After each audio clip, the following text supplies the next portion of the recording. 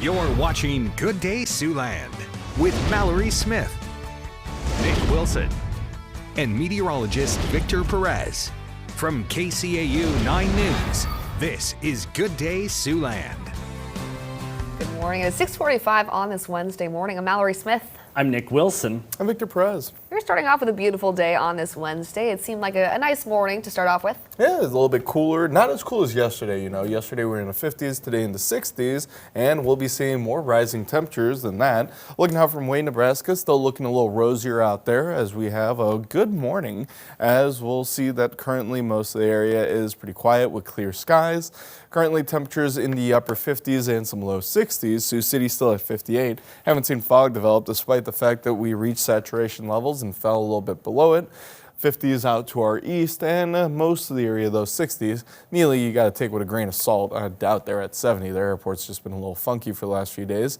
We'll see that there is potential for severe weather through the northeastern parts of the viewing area with a front that's moving through, though the emphasis for storm coverage and potential will be through Minnesota and western Wisconsin. So we might just catch a stray storm by Emmett and more specifically by Esterville.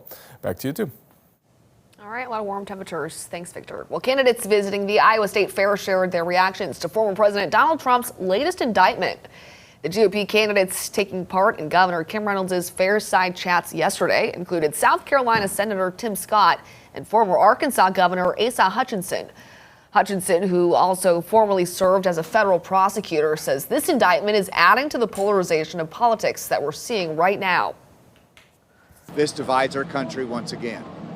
You've got half the people saying that this is, Trump being victimized, and you got the other half saying, what took you so long to pursue the case? And so it's divisive to our country, and disregard the cases itself, the 4 criminal indictments. The people have to ask themselves, does he deserve our trust for another 4 years?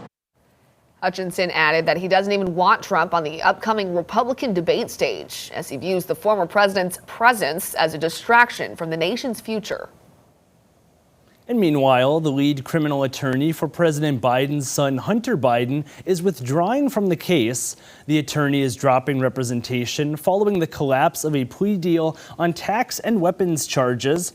Hunter Biden is accused of failing to pay more than $100,000 in taxes and of being a drug user in possession of a firearm. He pleaded not guilty to the charges last month after a judge questioned the terms of the deal, which would have given him immunity to a yet unindicted crime. Biden's attorney withdrew out of concern he could be called as a witness in case of legal action involving the plea deal.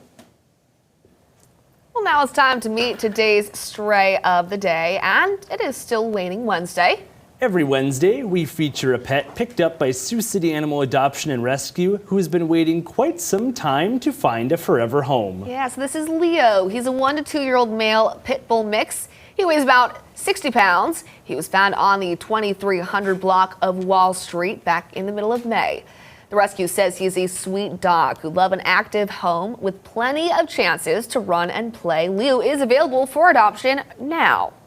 If you've lost your pet, looking to adopt, or you'd like to sponsor a pet for adoption, you can visit the rescue's website. That's at SiouxCityAnimalRescue.com.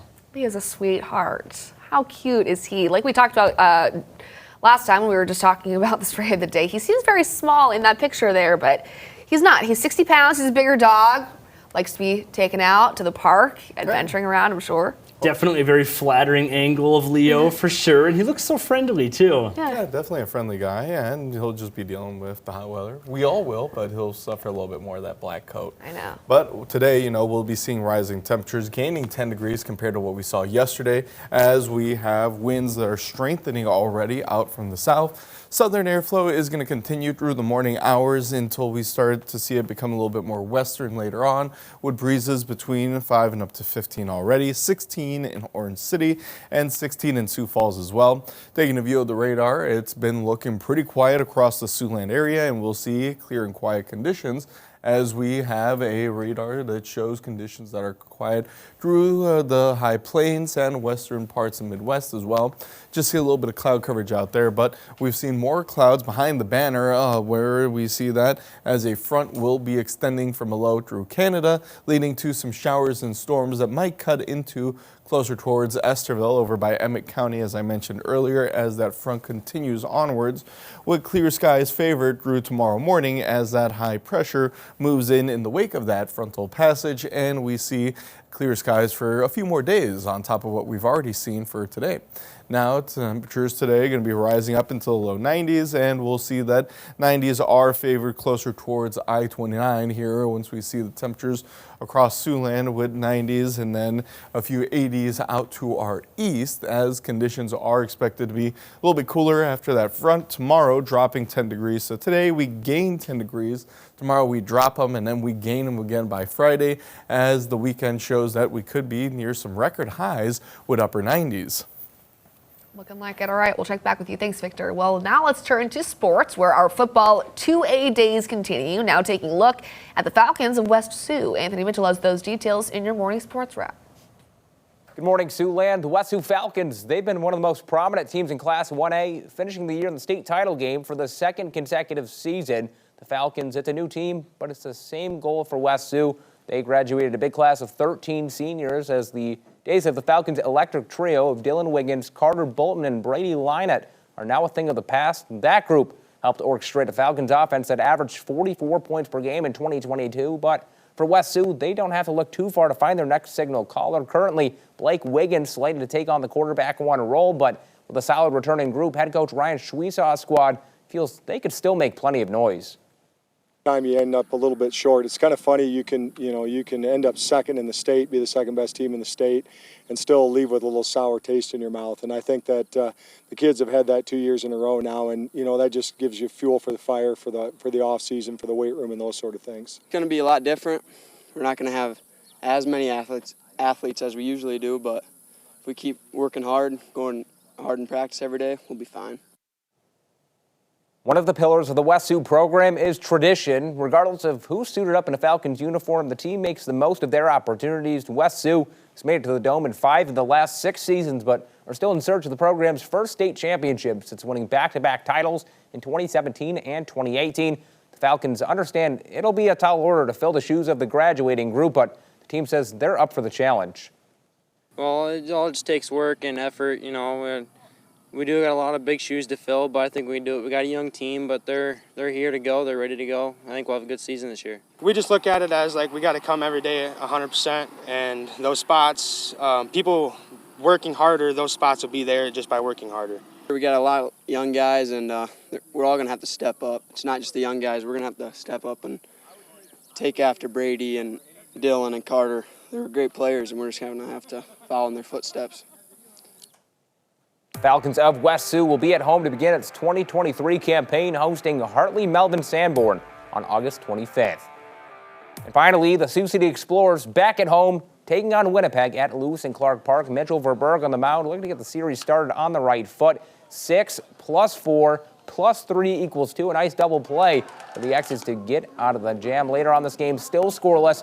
Matt Lloyd at third base, snagging a liner. A defensive clinic here. This one still scoreless through 3 innings. Now bottom of the 4th we go. Vince Fernandez making it happen, connecting on the 2-run home run. His team best, 15th of the season.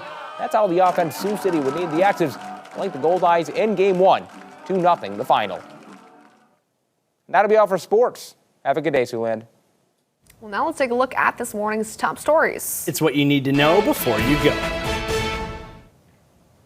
Another seat on the Sioux City Community School Board will be up for election in November, bringing the total to 5. On Monday night, school board member Bernie Scalero informed the board she will not seek a full term. Scalero was selected last August to complete the term of Dr. Julie Albert, who resigned for personal reasons. Seats held by board president Dan Greenwell, Taylor Goodvin, Monique Scarlett, and a seat temporarily filled by Phil Hammond will all be up for election this year.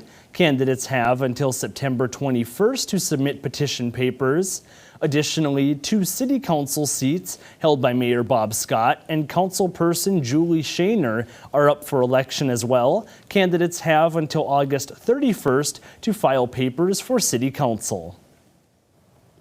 And elsewhere in Siouxland, after months of construction work, elementary students from Orange City and Alton will begin the new school year in a new building. Back in March of 2020, a bond was approved to construct the $37 million elementary school. Ground broke on the project in May of 2021. The new facility is 13,500 square feet, and it will be able to house nearly 700 students. Parts of the previous Orange City and Alton elementary schools were more than 100 years old. The superintendent says the new buildings have futures that will enhance the learning experience. The building is designed really specifically for 2 things. One, it's going to be a great learning space. It's bright, it's open, and 2, it's really designed for collaboration. So as you go in, you'll notice the hallways are a little bigger, and there's a front porch, basically window, where maybe small groups of kids might be working. The MOC Floyd Valley Elementary School art teacher says she was in awe seeing the new building for the first time, and that students will benefit from learning in a new environment. It's like, wow. I mean, it's big, it's bright, it's very modern looking, and I think the kids will really benefit with being all together in one elementary rather than 2. The new school also has 2 gymnasiums that will serve both for the elementary and middle schools. And as kids across Siouxland head back to school, there's a new safety app designed to let both children and parents submit anonymous tips to authorities. The app is called Safe and Sound Iowa and was developed as part of the governor's school safety initiative. The app is free for every school in Iowa. So far, more than 800 schools plan to promote the app to their students. The app launched back in March, and in just the last 2 months of the school year, it received 70 tips that law enforcement was able to check up on. One draw of the app is the ability to submit tips anonymously. Safe and Sound Iowa, it's a holistic approach to school safety. So a student or a parent or teacher could submit that tip, that concerning behavior. We'd evaluate it in real time, and then we would get that to mental health professionals, back to the school, back to law enforcement in their community to make sure that those kids that are in crisis are taken care of, and we prevent these tragedies from happening. The School Safety Bureau wants to get the word out about the app so as many students, parents, and teachers have access to the safety tool as possible. All right, well, turning our attention to weather now. Let's talk about some summer temperatures, what we're going to be seeing for maybe this last week of summer for some. Yeah, going to get pretty warm as we go through the last week for, some of the school kids for their summer, as we'll see temperatures that are going to be pushing up into the low 90s and upper 80s today. So today's just a bit on the warm end for summertime, but we'll see that the next few days are really going to show those temperatures rising up, because after a cold front passes through, we drop to the 80s tomorrow, but then we're back into the 90-degree range on Friday, and then close to that 100-degree range for Saturday and Sunday, and we kind of stay in the mid to upper 70s for a few days through next week. Don't begin to cool down until the end of the work week from the looks of it, as Thursday shows some low 90s, but you'll see that sunshine is extending from today onwards through next week as well, so nothing but warm and sunny conditions could be making the drought conditions a little bit worse in Siouxland. Yeah, we're going to be seeing warm conditions for a while. Don't get that confused. I know I keep saying that school is going to be starting soon, but summer will be happening for quite some time. That's what I talked about. Yeah, we're going to be seeing school summer's wrapping up. We're going to be seeing warm temperatures though for a while. Breezy, but still really, really warm. Yes, definitely. All right, well, thanks so much for watching and have a good rest of your day.